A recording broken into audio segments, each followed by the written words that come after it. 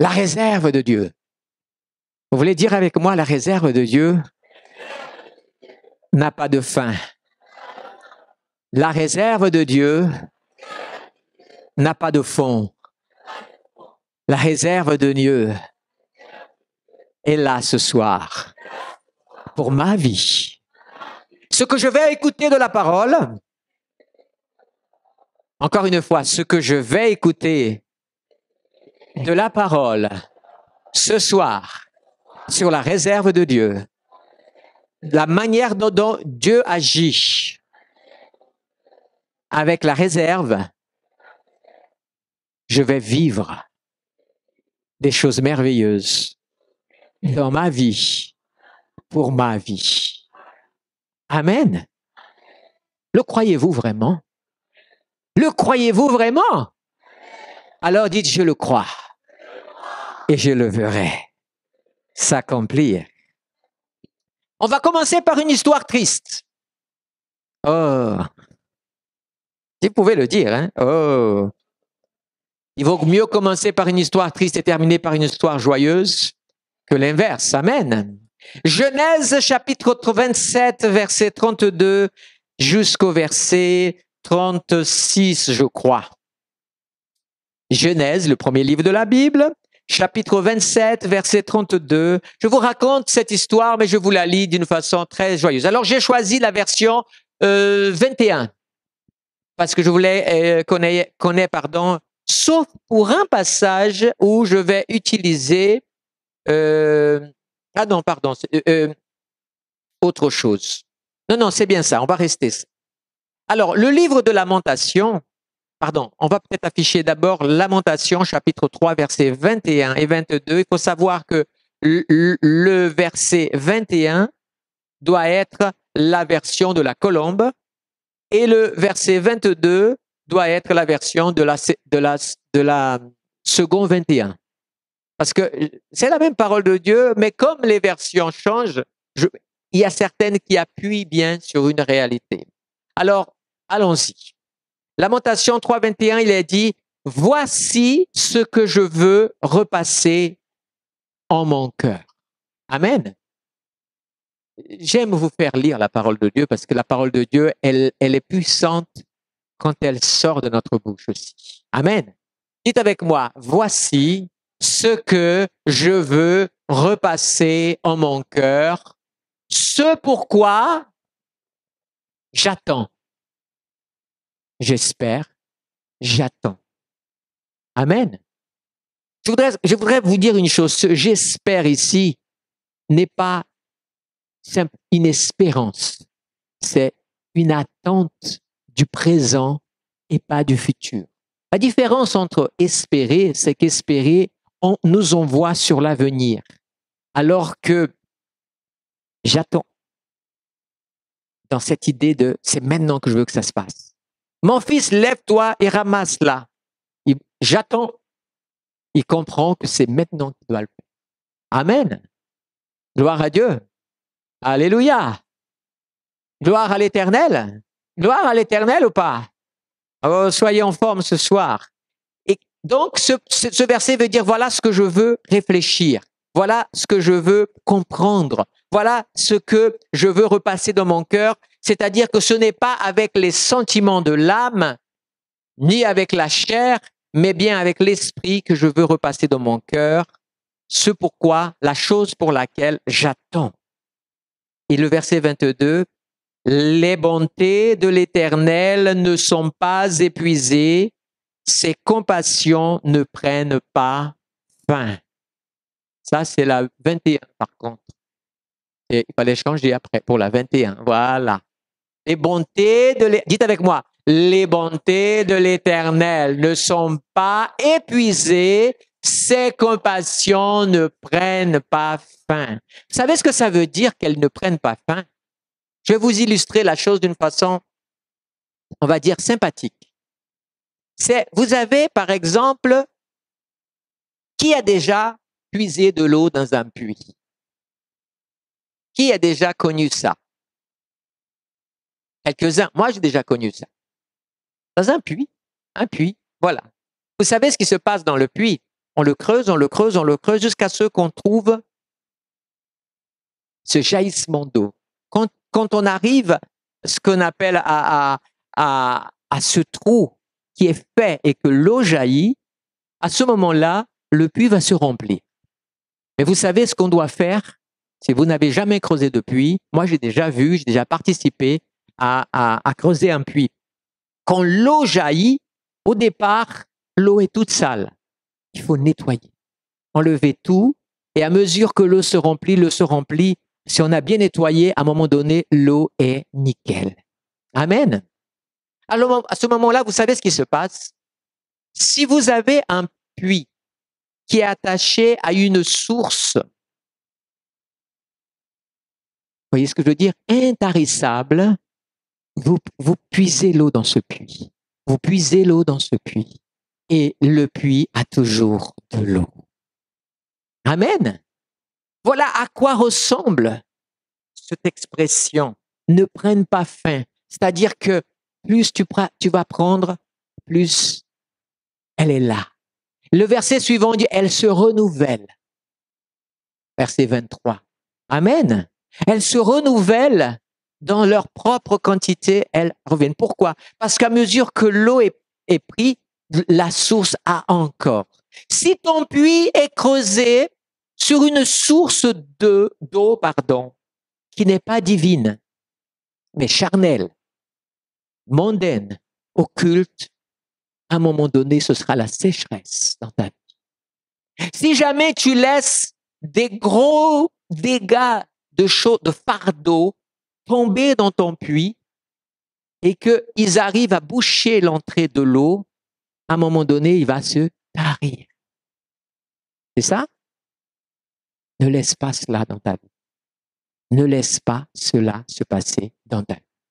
Maintenant que j'ai mis cela dans vos cœurs, j'aimerais développer cela en vous montrant certaines choses extraordinaires de Dieu. Genèse chapitre 27, verset 32 jusqu'au verset 36, dit ceci. C'est l'histoire de Isaac avec ses deux fils.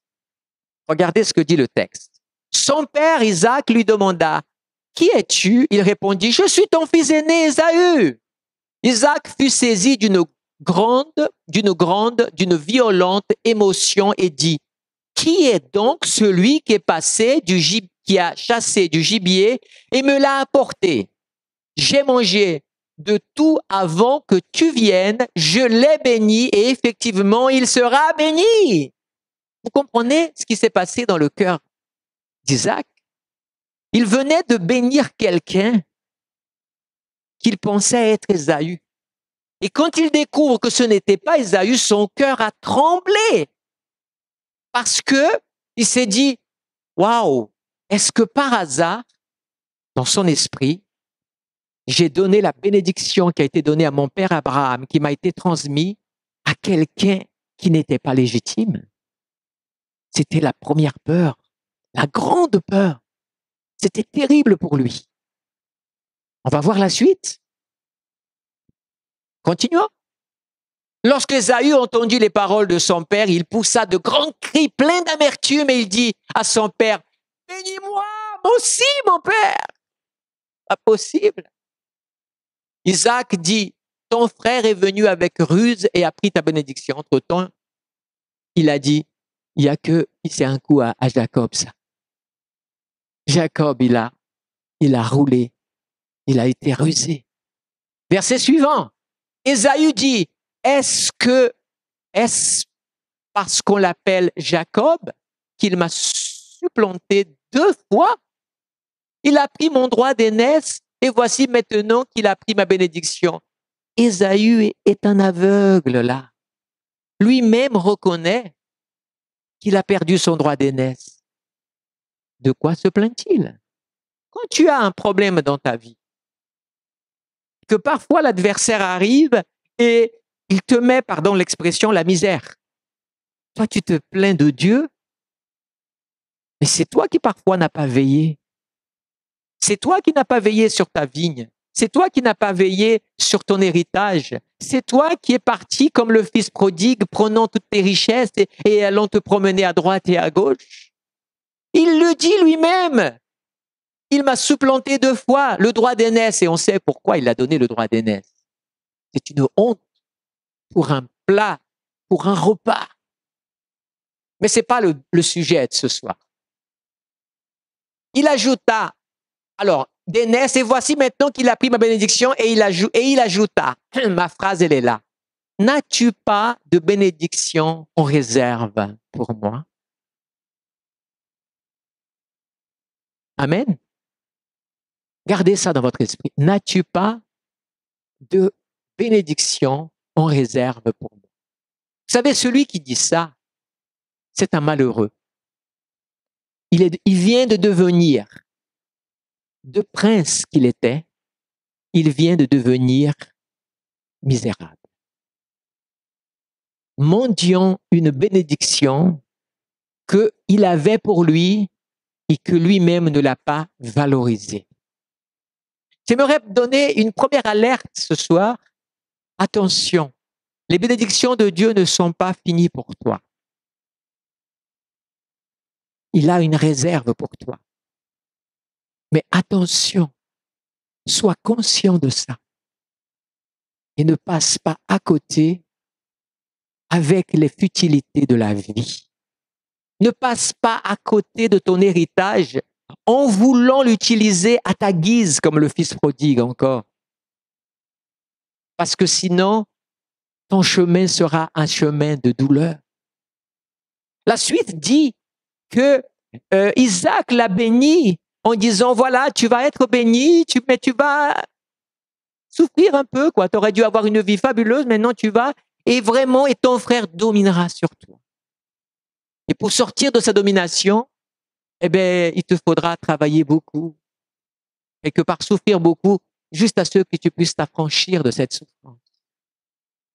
Bien-aimés, ne soyez pas des mendiants alors que vous avez une invitation pour vous asseoir à la table du roi.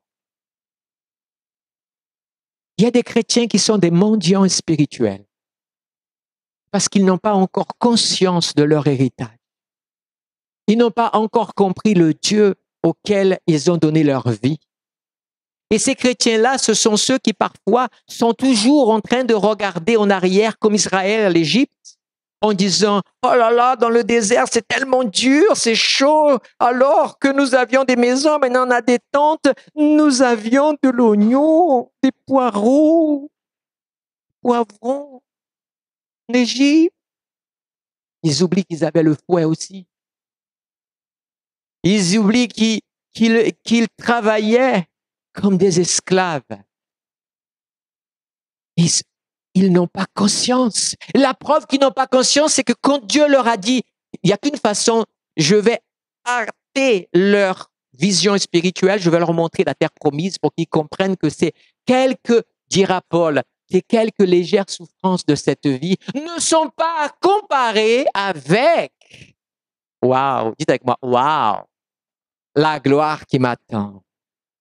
Jésus a dit encore dans l'épître de Jean aux disciples que votre cœur ne se trouble point. Croyez en Dieu, croyez en moi. Dans la maison de mon Père, il y a beaucoup de place et je vais vous en préparer encore. Amen. Ça, c'est les promesses de Dieu. Alors Dieu a dit, je vais essayer ça.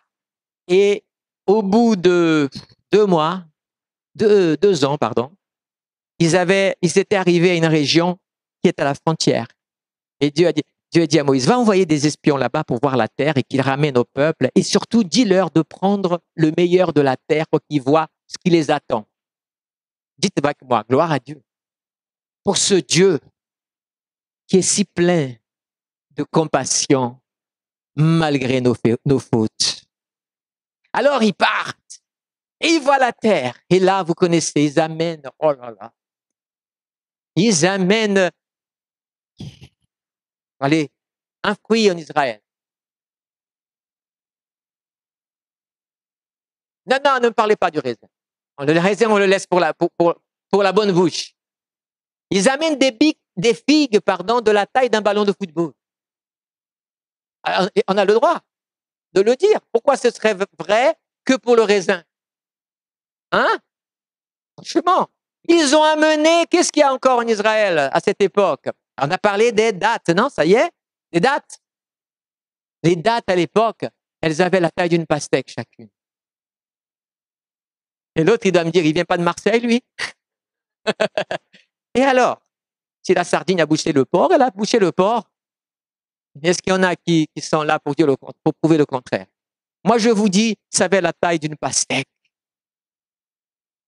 Et alors, parce que la Bible a dit seulement pour la grappe de raisin, ça y est, vous croyez plus aux autres choses. Enfin, Dieu a montré que c'était merveilleux, ce qu'il avait préparé pour eux. Une terre merveilleuse. Ils ont trouvé le moyen de dire, nous, on a vu des géants là-bas et à leurs yeux, nous étions comme des insectes. Voyez, tant que ta vision spirituelle ne changera pas, tu vas être en échec dans ta vie spirituelle. Tant que tu vas regarder avec les yeux du monde, avec les yeux de la chair, tu ne verras pas les choses de l'esprit. Et tu ne verras pas vraiment que ça vaut la peine d'être un chrétien fidèle, qui marche droit, qui obéit à la parole de Dieu et qui met en pratique et qui sert le Seigneur et qui loue le Seigneur et qui donne gloire à Dieu. Amen. Mais il y a des épreuves. Ben oui, tu as un adversaire, il s'appelle Satan. Et il n'est pas content parce que tu es fidèle. Alors, il a tenté Jésus. Pourquoi il ne te tenterait pas? Pourquoi il ne te ferait pas des... Mais toi, qu'est-ce qui fait qu'un chrétien résiste à la tentation, au combat, à l'épreuve? C'est que, comme dit Paul, gardons les yeux fixés. Il est dit dans Hébreu, oh, le Saint-Esprit est merveilleux ce soir. Tout vient tout seul. Il est dit comme ça, Hébreu 11, Moïse pouvait devenir un pharaon. Mais il a préféré ne pas être appelé fils de la fille du pharaon. Pourquoi? Parce qu'il avait les yeux déjà fixés. Waouh! Il voyait déjà ce qui est quelque chose de plus grand. Amen. Le pharaon de l'époque de Moïse, on se souvient comment il s'appelle? Ramsès. Si vous croyez Ramsès, vous avez lu beaucoup de reportages. Non. Non plus. Mais vous voyez, mon but, c'est pas de vous le dire. Il y a une théorie d'un, mais je ne vais pas vous le dire. C'est pas le but. C'est de dire, voyez, mais par contre, Moïse, tout le monde connaît. Le monde entier connaît Moïse. Qui ne connaît pas Moïse? Tout le monde connaît Moïse. Ne me dites pas que c'est le gars qui tient la soupérette. Hein? Rien à voir. Non, qui est Moïse? Moïse. Ah, les 10 commandements, les films, tout ça, parce que il a marqué la terre, il a marqué le ciel. Gloire à Dieu. Tu veux marquer la terre ou tu veux marquer le ciel? Alors résiste, sois fidèle. Amen, amen, amen. Waouh, c'est bon ça. Je me sens aujourd'hui dans une forme glorieuse. Alors dites-moi une chose très belle. Donc, ne soyez pas comme Ésaü. T'as pas un petit reste pour moi? T'as pas un petit caroube? Hein, fils prodigue. Ceux qui ne lisent pas encore bien leur Bible, hein?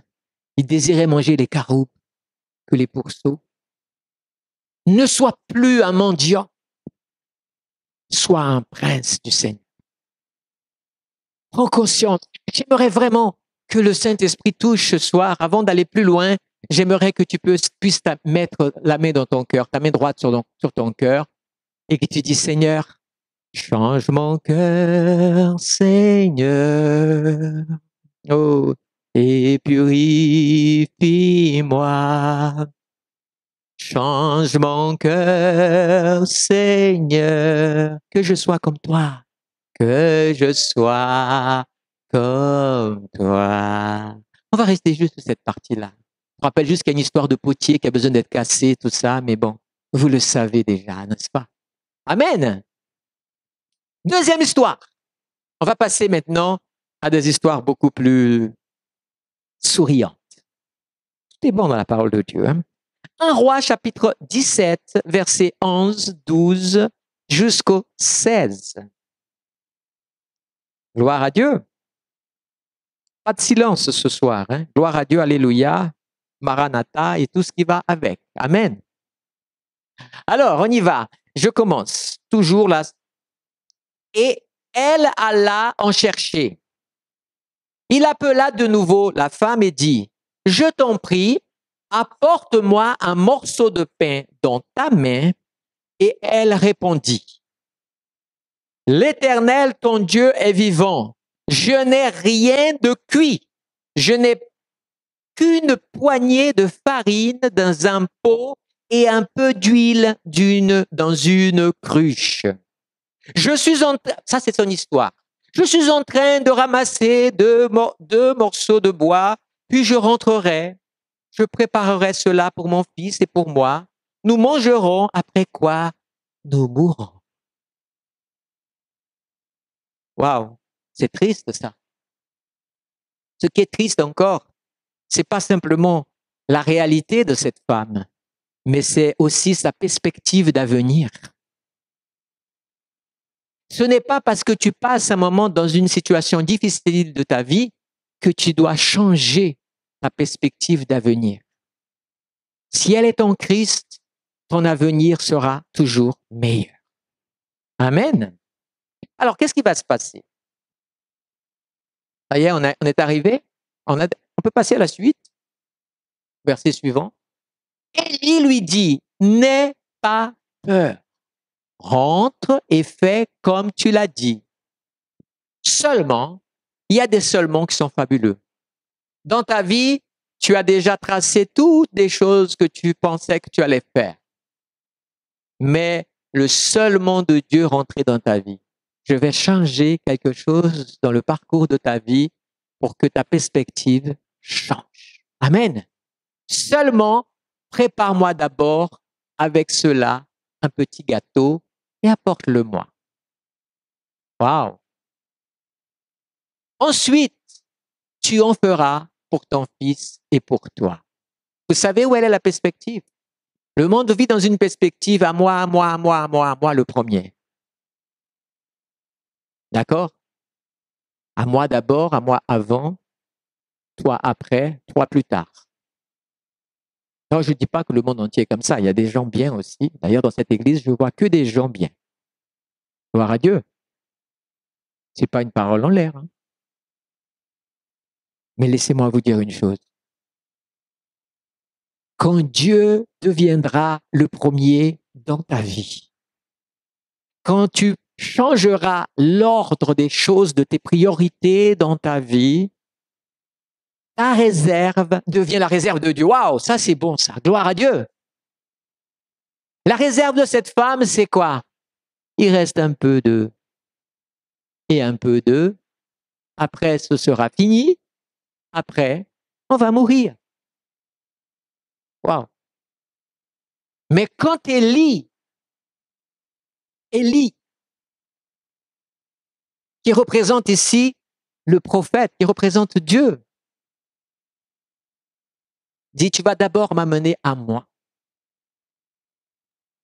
Il faut de la foi pour faire ça. Parfois, la vie est difficile. Pourquoi beaucoup parfois de chrétiens sont un échec? Pour une raison très simple, c'est qu'ils mettent Dieu devant eux pour régler leurs problèmes, pour toutes choses. Mais quand il s'agit d'apporter à l'Éternel ce qui est à l'Éternel, là, j'ai pas le temps, j'ai pas les moyens, j'ai pas ça, je peux pas ça. Et là, tu es en échec. Alors j'ai un secret, mais vraiment un secret extraordinaire qui est révélé dans ce texte. Ton grenier sans Dieu est un grenier qui se vide. Ton grenier avec Dieu à la barre, il ne se videra pas. Amen. Waouh. On va voir ça. Qu'est-ce qui est dit? En effet, voici ce que dit l'Éternel. Si c'est l'homme qui te dit ça, il ne peut pas assurer ça. Mais quand c'est l'homme de Dieu qui te dit ça, quand c'est Dieu qui te parle, il prend la responsabilité. L'Éternel, le Dieu d'Israël, la farine qui est dans le pot ne manquera pas, et l'huile qui est dans la cruche ne diminuera pas, jusqu'au jour où l'Éternel fera tomber de la pluie sur le pays. Vous ne donnez pas gloire à Dieu là? J'aimerais que vous puissiez fermer vos yeux, que vous puissiez imaginer cela dans le monde spirituel de votre vie. Seigneur, je dois changer mes priorités, les priorités de mes finances, les priorités de mon temps, les priorités, et je dois apporter à l'Éternel ce qui est à l'Éternel.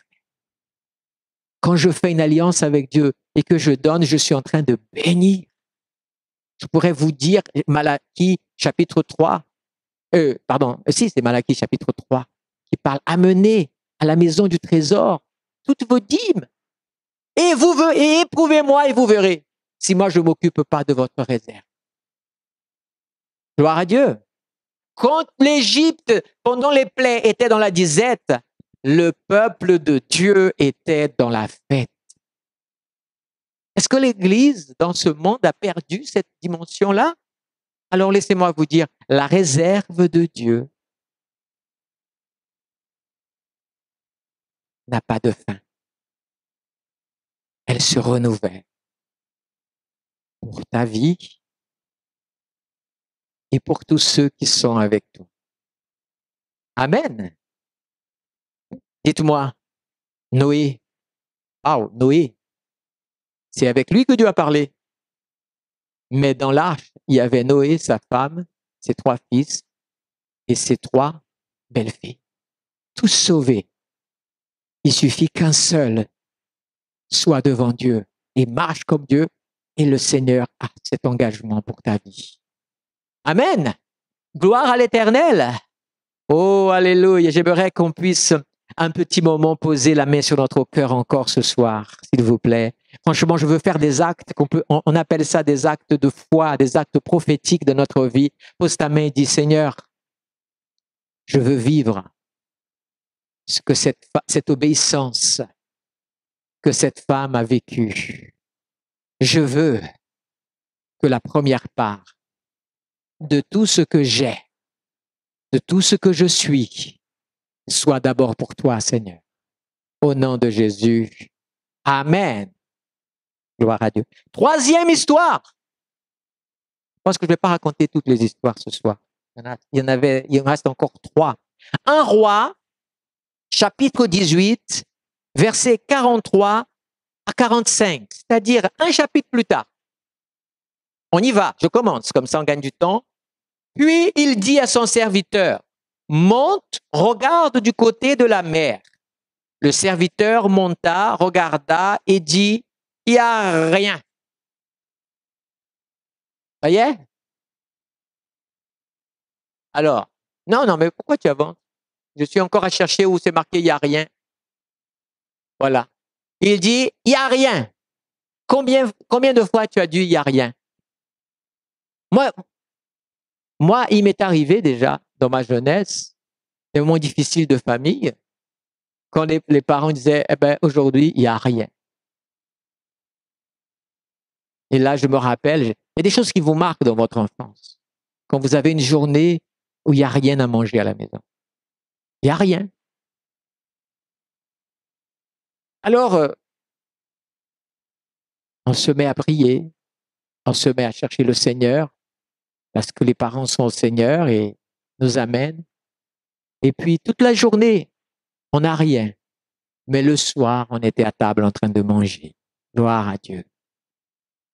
Béni soit le Seigneur. Béni soit le nom de l'Éternel. Parce que vous savez, cette journée-là, on s'est tourné vers le Seigneur et on a persévéré. Regardez la suite. Il n'y a rien. Élie dit 7 fois, retourne-y. J'arrête parce que chaque morceau, Dieu a quelque chose à nous dire. Tu as prié une fois, il n'y a eu rien. Ah, c'est pas la volonté du Seigneur. Et tu es passé à autre chose. Je dis pour ta vie, dommage pour toi. Dans une autre histoire, je vais compléter ce que je ne vais pas dire ici pour ne pas passer d'une étape à une autre. Mais je vais simplement vous encourager. Élie va dire, retourne-y 7 fois encore. Mais il n'est pas question que quelque chose ne se passe pas. La 7e fois, le serviteur dit, voici un petit nuage qui s'élève au-dessus de la mer et qui a la taille d'une paume de main. On s'arrête là un moment. Il y a tellement de richesse dans ce texte. Est-ce que vous pensez que Naaman aurait été purifié de sa lèpre s'il avait plongé que 6 fois? Il a fallu qu'il aille à la 7e. Des fois, notre orgueil a besoin d'être brisé. Parfois, notre persévérance a besoin d'être testée. Soyons honnêtes, bien-aimés, nous sommes dans une génération de l'instantané. L'instantané, voilà. On est d'accord? Tout est rapide. Portable, on parle très rapidement. Tout est rapide. Avion, de plus en plus rapide. Et tous les systèmes de transport, le TGV, c'est le meilleur de tous les trains parce qu'il va vite. Quand il n'est pas en grève, il va très vite. Mais vous voyez, sérieusement, le serviteur, il avait été interné à être en forme. Hein, parce qu'Élie, lui, il est resté à son coin, à prier. Mais le serviteur monte et descend. 7 fois. Quel serviteur fidèle, celui-là. Hein? Il obéissait sans comprendre. Parce que le secret de ta vie, il est en Dieu. Amen. Mais à la 7e fois, la réserve de Dieu est apparue. Quand la persévérance est là, il est dit, Paul dira, qu'il appelle ce qui n'existe pas à l'existence. Amen. Il n'y a rien aujourd'hui dans ta prière. On a prié pour la guérison tout à l'heure. J'ai rien senti. Et puis, tu as même senti la maladie se réveiller. Ta foi est mise en épreuve. Parce que tu as fait confiance plus à ce que tu sens qu'à la parole de Dieu. C'est une sacrée différence. Arrête de croire au rien. C'est tellement triste. Maintenant, il y a quelque chose. Un petit nuage. De la taille d'une paume de main. Mais qu'est-ce qu'un petit nuage de la taille d'une paume d'une main pour arroser une région que ça fait des années où il ne pleut pas?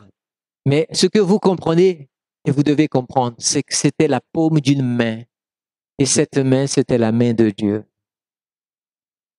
Quand tu es dans la présence de Dieu et que tu persévères, la main de Dieu se lève favorablement dans ta direction. Alléluia!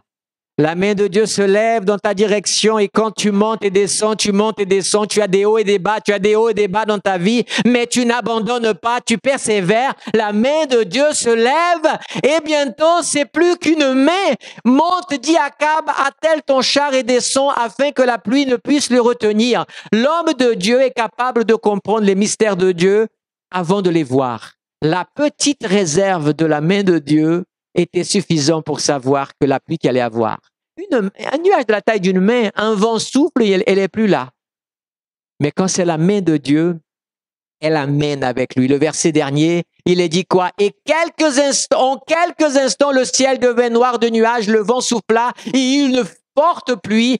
Akab monta sur son char et partit pour Jezreel. Je crois qu'il y a le 46, c'est ça? Non, c'est bon? Il y a le 46. La main. Ah ouais, mais j'ai pas inventé. Lisez avec moi. La main reposa sur Élie. Mais vous avez lu le texte correctement ou pas? Qu'est-ce qui est marqué?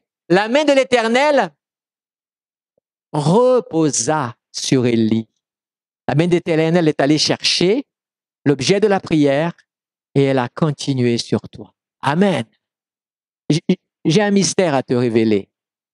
Parfois, tu peux être dans le combat et avoir ce sentiment que Dieu t'a abandonné. Mais reste tranquille. La main de l'Éternel, tu as le sentiment qu'elle est partie, elle est allée chercher quelque chose, mais elle se repose sur toi. Amen. Et là, il y a eu la pluie et basta. Pose ta main sur ton cœur. Prie avec moi. Seigneur, je veux devenir très persévérant. Comme cette femme veuve que Jésus a parlé.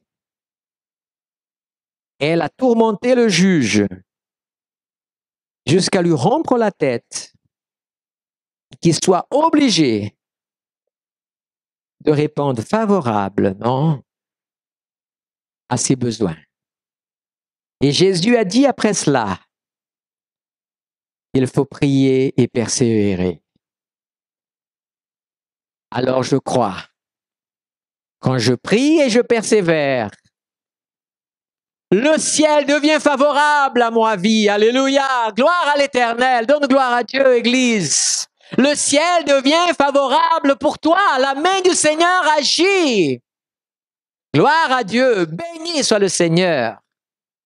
Quatrième histoire, 2 Rois, chapitre 4, verset 2 jusqu'au verset 7. Je commence la lecture comme ça, on gagne. Alors, Élisée lui dit, c'est très bien, que puis-je faire pour toi? Dis-moi, qu'as-tu chez toi? Elle répondit, ta servante n'a rien du tout chez elle, mis à part un pot d'huile. Ne dis jamais à Dieu, s'il te plaît, je ne suis rien. Tu offenses Dieu. Est-ce que Dieu a créé rien? N'offense plus Dieu avec ces phrases-là. Je suis rien, je ne vaux rien. Ne dis pas ça. Jésus a envoyé Jésus pour mourir sur la croix parce que tu vaux tout l'or du monde. Amen. Ne laisse pas les pensées de l'adversaire te miner avec ce genre de discours. Elle a dit, je n'ai plus rien, parce qu'elle avait perdu son mari, elle était en deuil, elle était en souffrance, donc elle ne voyait plus correctement. Parfois, nos souffrances, nos douleurs nous aveuglent. Mais dans la présence du prophète vient une lucidité.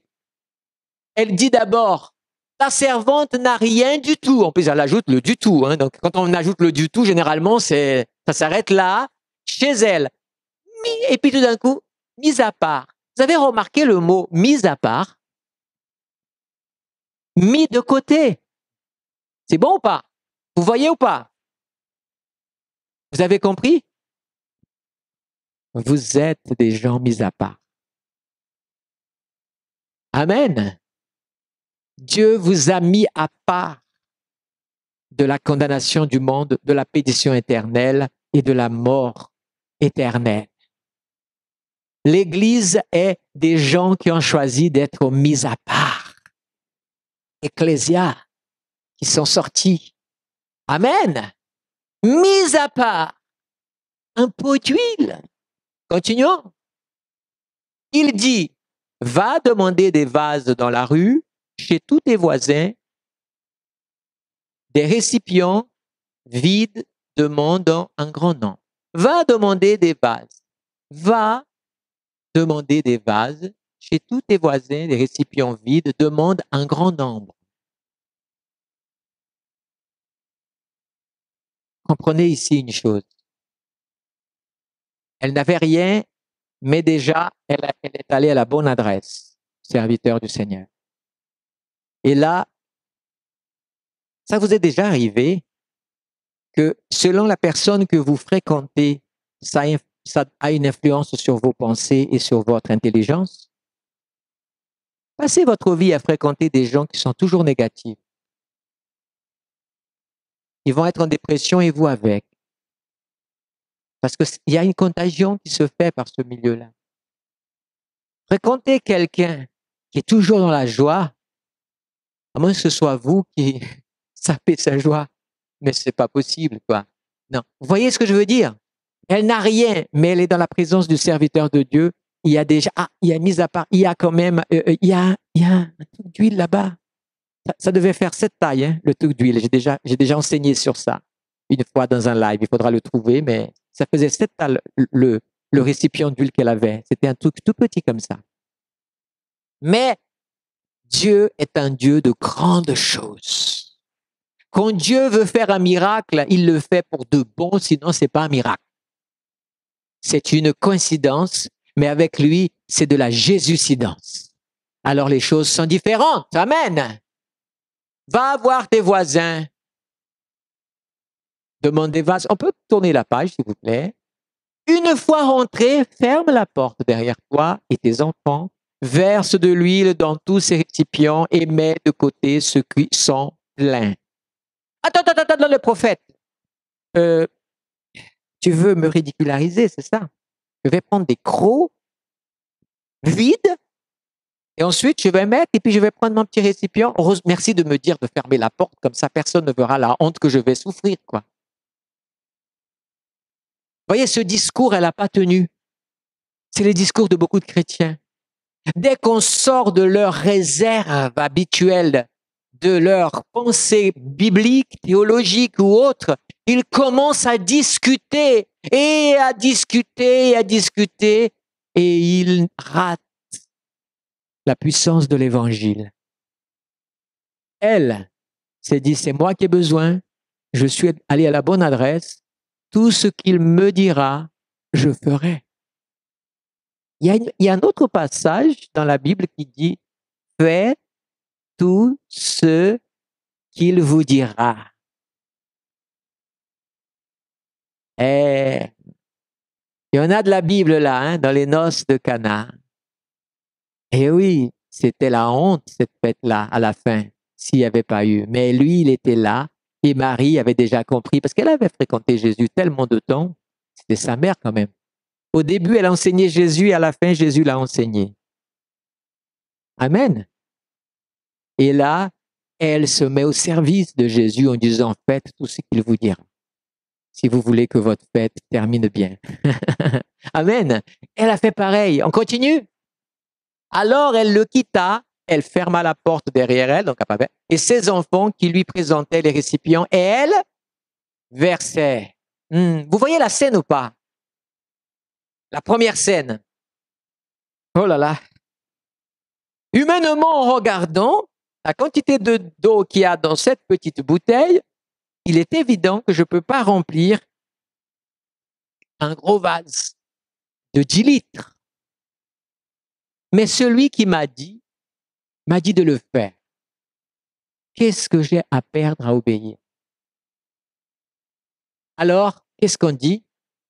Au nom de celui qui a donné l'ordre, je verse. Et là, qu'est-ce qui se passe? Les 10 litres sont pleins et là, ça coule toujours.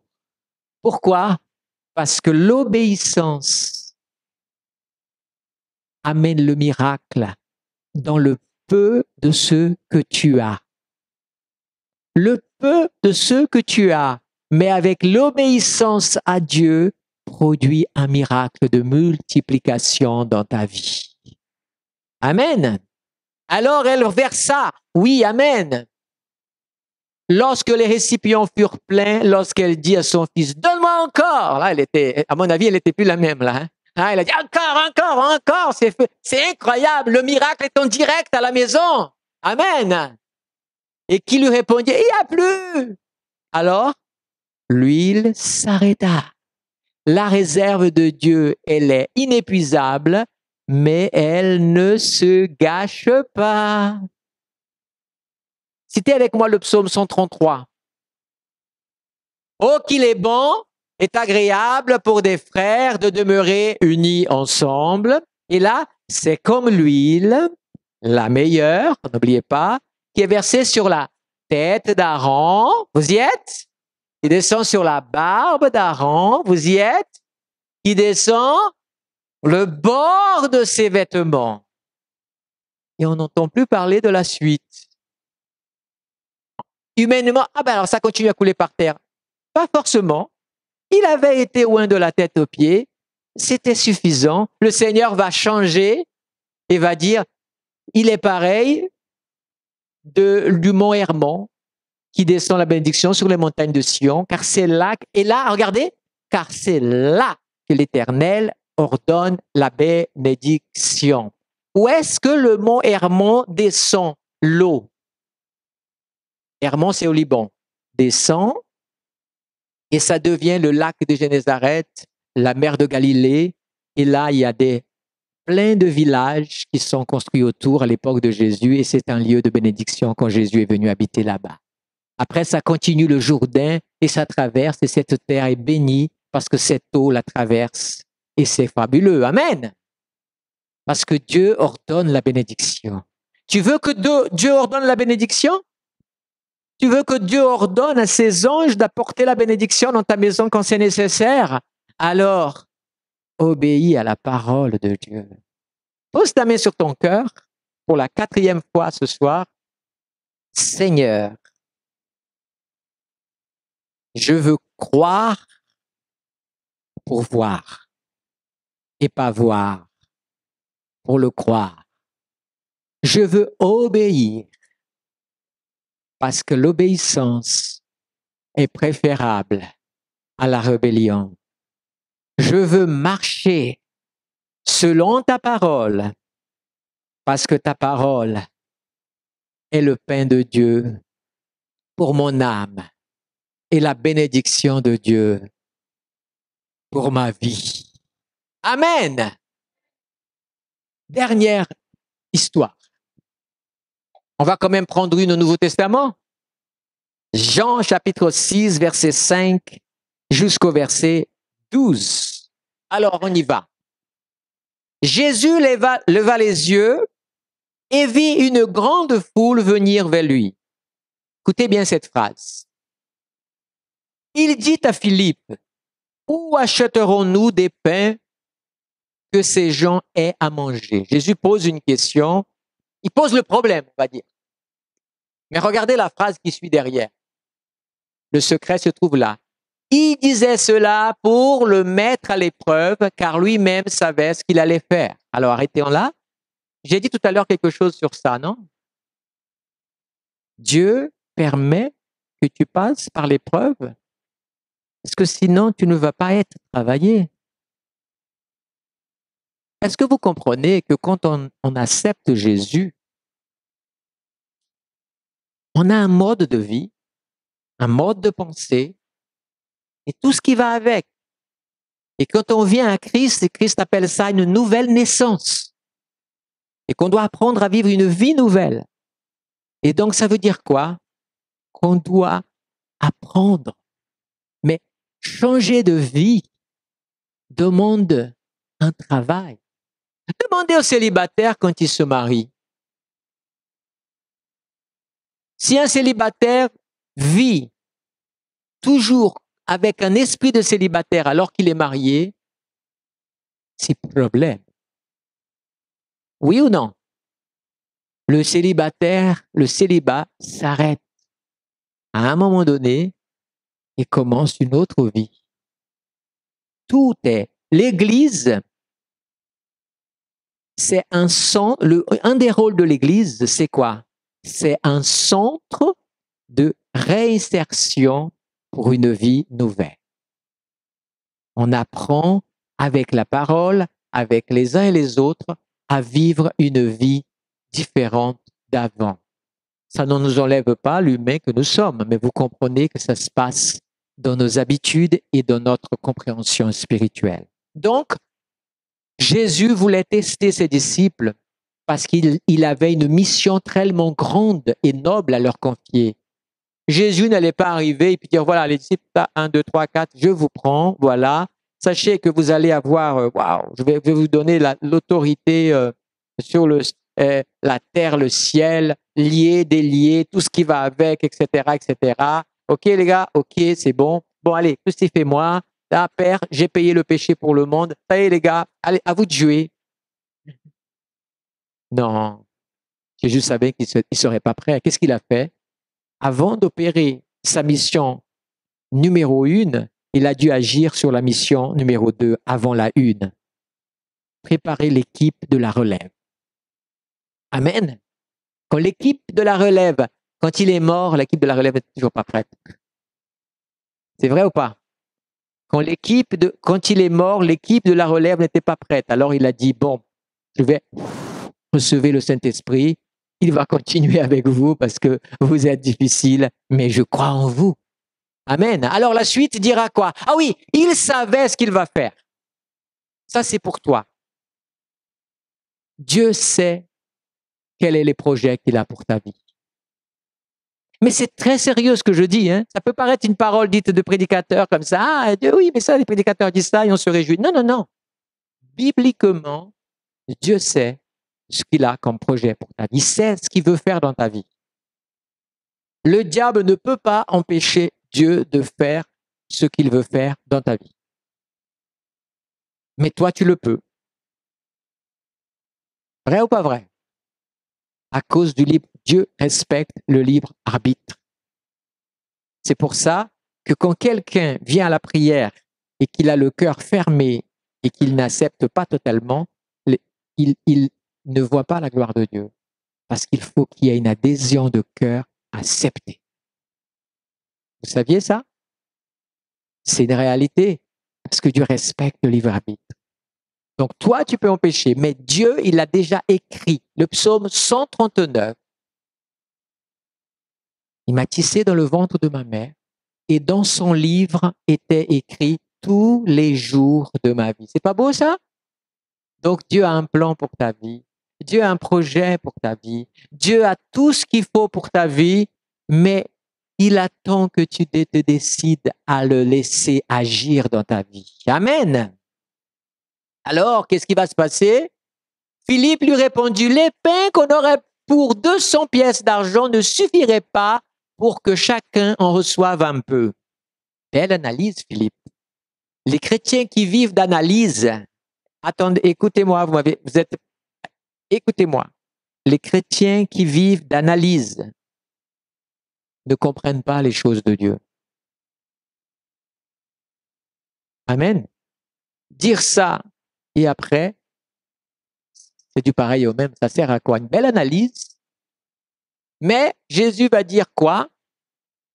Un de ses disciples, André, pendant que Philippe bavardait, André agissait un peu. Le frère de Simon-Pierre lui dit, il y a ici un jeune garçon qui a 5 pains d'orge et 2 poissons, mais il va faire une autre analyse aussi. Il y a ceux qui analysent sans rien faire, il y a ceux qui font et après ils analysent parce qu'ils ont dit, bah, j'ai fait, regardez. Et, vous voyez, les deux ont tort. Mais qu'est-ce que cela pourtant demande? Même pas pour nous, il y en a. C'est quoi? C'est pas gagné hein, à l'époque. Jésus dit, faites asseoir ces gens.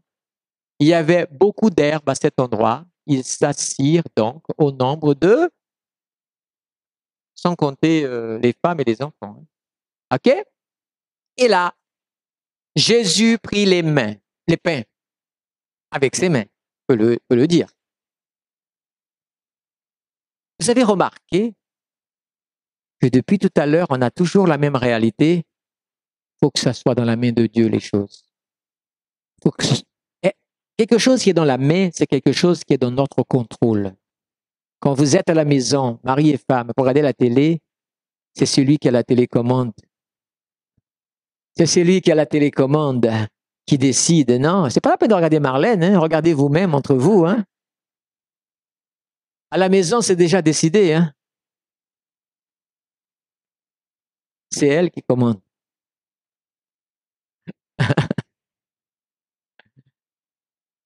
Plus sérieusement, vous comprenez la notion de la main.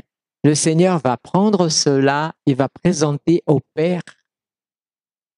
Et il est dit même dans un autre évangile qu'il a fait une prière même haute pour que eux ils comprennent ce qu'il était en train de faire. C'est en disant tout ce que nous avons ici. Qu'est-ce que nous avons? Une petite réserve qui n'est pas suffisante. Ce que tu as n'est pas suffisant. Ce que tu as est peu. Ou tout ce qui est synonyme de ces phrases-là. Mais dans la main de Dieu, petit a, ta réserve devient la réserve de Dieu. Ton peu devient le miracle de Dieu. Et le trop peu pour le défi qui est devant toi devient réalisable dans la main de Dieu. Pour quelle raison encore? Parce que les bontés de l'Éternel ne sont pas finies. Parce qu'il a une réserve. Il faut comprendre que cette idée-là donne cette idée de réserve. Dieu a toujours une surprise pour toi. Dieu a toujours quelque chose. Alors, qu'est-ce qui va se passer? Jésus va rendre grâce. Il va remercier Dieu, les distribuer aux disciples, qui les donnèrent à ceux qui étaient là. Il leur distribua de même des poissons autant qu'ils en voulurent. Amen. Tu peux avoir tout ce que tu veux. Dieu n'a pas de problème avec ça. Vous comprenez? Tout dépend si tout ce que tu veux et tout ce que tu as vient de la main de Dieu ou par la main de Dieu. Lorsqu'ils furent rassasiés, il dit à ses disciples, qu'est-ce qu'il a dit? Ramassez les morceaux qui restent afin que rien ne se perde. Le Seigneur n'est pas pour le gaspillage alimentaire. Si vous voulez éduquer vos enfants, lisez, mettez ce passage grand devant la table. Le Seigneur, il a dit qu'il ne faut pas laisser rien dans l'assiette. Il ne veut pas que ça se perde. Ça enseigne l'enfant le chemin. Vous voyez? L'huile ne se perd pas, le pain ne se perd pas, l'évangile, parce que le poisson est le symbole aussi de l'évangile, ne se perd pas. Tout ce que tu prêches, tout ce que tu enseignes ne se perdra pas. Il y aura des cœurs pour recevoir. Est-ce qu'on peut se lever et prier ensemble le Seigneur? Est-ce que nous avons compris le message que le Saint-Esprit a pour nous ce soir? Pour ta vie, pour ma vie. Le message, il est simple. Il est simple. Quelle que soit ta situation, quel que soit ce que tu as, quel que soit ce que tu n'as pas, mets tout dans la main de Dieu. Mais pour mettre dans la main de Dieu, il faut commencer par mettre Dieu en premier dans ta vie.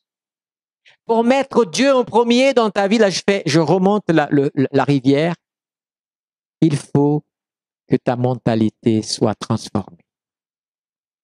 Tant que tu penseras sans l'Esprit de Dieu, tu ne comprendras pas le ciel. Tu ne comprendras pas la parole. Tu ne comprendras pas l'action de Dieu. Alors, tu vas garder des problèmes pendant longtemps. Tu vas même garder des maladies pendant longtemps, en appelant ces maladies même ma maladie, parce que tu n'as pas encore compris le Dieu que tu sers. Quand tu comprends le Dieu que tu sers, là, ça change. Et quand ça change là, c'est gagné. Parce que c'est la nouvelle naissance qui a eu lieu en toi. Qu'est-ce qu'il est dit dans la Bible? J'offre mon corps comme un sacrifice saint à Dieu, qui est de ma part un culte raisonnable. Et ne vous conformez pas à ce monde, mais soyez transformés par le renouvellement de l'intelligence, afin que vous discerniez quelle est la bonne, agréable et parfaite volonté de Dieu d'abord. Mais d'abord ces choses-là. Romains 12, 1 et 2. Gloire à Dieu. À partir de là, les amis, vous êtes des gens extraordinaires dans la main de Dieu. Tout ce que votre main se posera, le Seigneur posera la sienne. Parce que tout est en lui, par lui et au travers de lui. Seigneur, nous bénissons ton nom ce soir et nous disons Amen à ta parole.